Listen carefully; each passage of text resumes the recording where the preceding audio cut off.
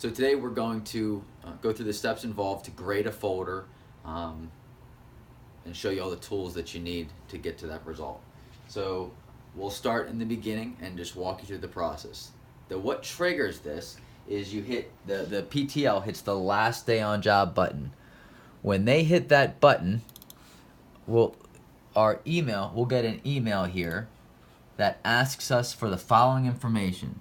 It's going to ask us to grade the folder, record the folder grade, record the name of the reviewer or the grader, record the date in which the folder was graded, and it's going to ask us to review the graded folder with the PTL.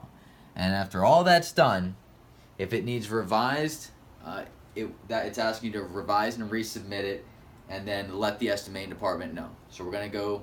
So now that we have that, we want to make sure we have our tools. Our tools are a highlighter, a red pen, and a whiteout tool.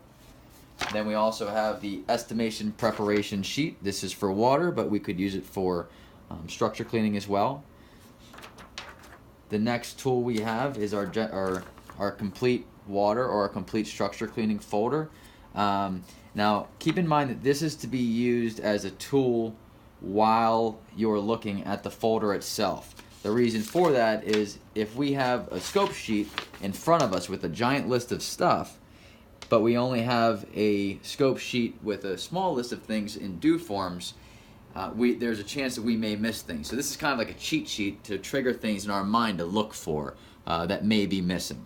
All right, same thing with your general scope sheet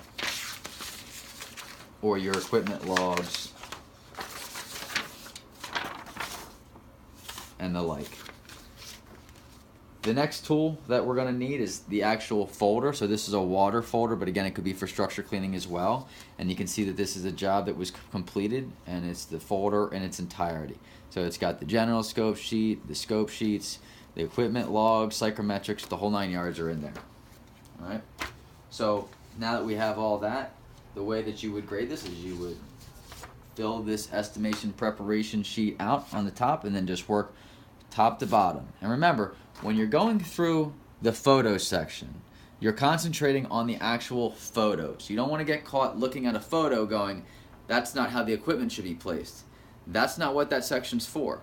That section is to find out if the guys know how to take photos. If the equipment was misplaced or not placed in the right spot, that would be found in the scope sheets, or that'd probably be more found in just the general comments. Hey, we need to work on how you place your equipment. So remember, you want to focus on the sections as a whole and not get bogged down with other things that may come from it. So you get your estimation preparation sheet out, you have your cheat sheet here, and then you have your folder here. So I would fill it out, start going through my photos. So I have the folder open here. The first one would be your general photos. So I would open up the general photo folder, and I'd find there'd be nothing there. So I would mark that accordingly. And you would continue doing that as you go through the grading process. You would just flip through, and when you get to your moisture content charts, I would look at a moisture content chart, and I would grade that accordingly as well. So you've gone through the entire sheet. You record the scores down below. You input the information it's asking for here, and then you translate that into PSA, and you do that in a user field. So if you go into PSA and you look at the user fields, we've got 4 things they're asking for: the folder grade, the reviewer name, so the person grading the folder, the date in which it was graded, and then if it's ready for an estimate. Now that last checkbox is important because we don't want our estimating department to send an estimate to an adjuster if it's not been graded and we haven't caught everything that we need to catch, or that we haven't had the opportunity to train the guys on what happened within that job. So that last part is really important. The estimators will not send that until that box is checked. So now, once all that's done and the grading's been completed, you want to make sure that you just continue to do that with each and every job, and use this as coaching opportunities, training opportunities, but also times to appreciate when someone does something well. If they do a good sketch, tell them about it.